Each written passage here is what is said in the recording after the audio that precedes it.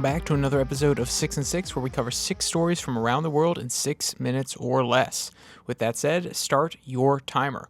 First, to Australia, where a photography expedition for one woman turned into a life-or-death excursion.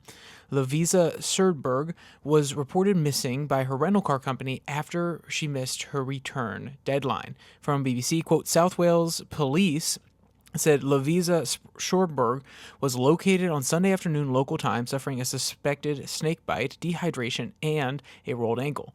The avid photographer was treated for her injuries at the scene before being rushed to the hospital, where she is in stable condition. Serdberg, 48, is a regular visitor to the remote Kosciuszko National Park, where she often documents wild horses living in the mountains. Serdberg said the snake in question was likely a copperhead, whose venom is actually very fatal to adults. Some experts have said that she is very lucky to be alive. Next, to the continent of Europe, more specifically Lithuania, where the recent election has brought the Social Democrats back into power. Though more interestingly, the story about the PM is what is drawing a lot of attention. From Reuters, quote, the popular Blinkashev, 64, led the Social Democratic election campaign and had pledged to become prime minister if elected, but indicated on Tuesday she had changed her mind. Quote, I am a pensioner. I do not have the ability to be a prime minister because of my age and my health, she said. Blinkashev will, however, remain a member of the European Parliament, where she has served since 2009, end quote. The final choice for PM was Gintas Palčūkas, a 45-year-old leader of the party, who previously shepherded its electoral battles between 2017 and 2021. Next, we turn to South America, where Javier Milei has continued to go up against the Argentine government and cut the budget and try to reform some of its government offices. This time, it was the firing of Foreign Minister Diane Mondino that made the front pages.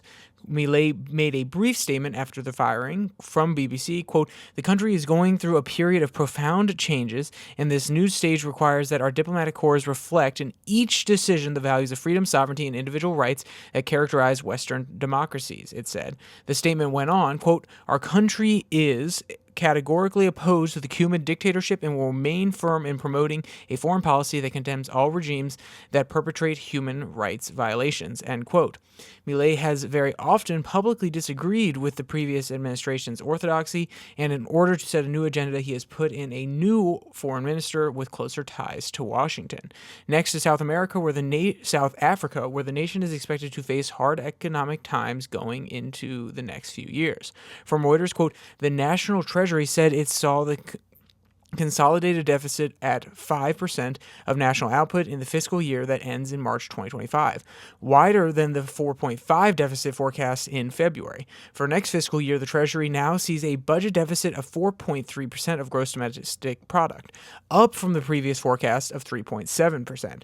The projections were worse than expected in the Reuters poll published last week. Economists in that poll predicted that the Treasury would announce a narrower 2024/2025 deficit forecast of 4.4% and 3.9% for 2025 and 2026. Quote, end of quote. Most of the growth, which previously was expected in the energy and transportation sectors, has not kept pace with expectations.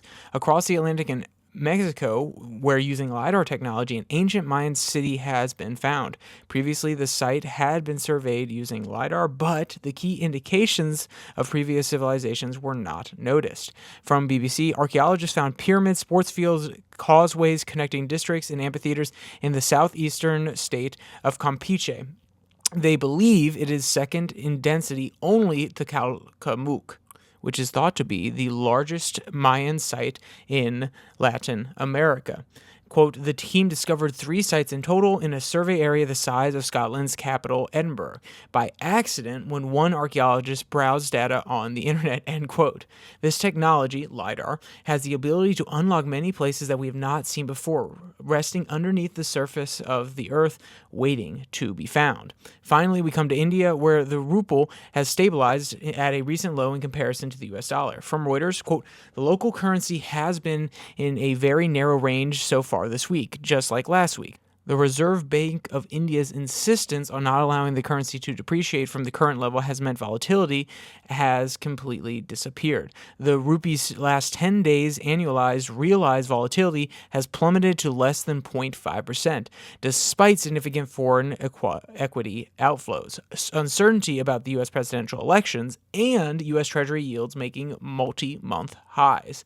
The U.S. INR pair is, quote, almost behaving like a currency peg, said Sirvanas Puni at Quant Art Market Solutions, end quote. If you want to check out any of today's articles, they'll all be linked in the description below that like and subscribe button.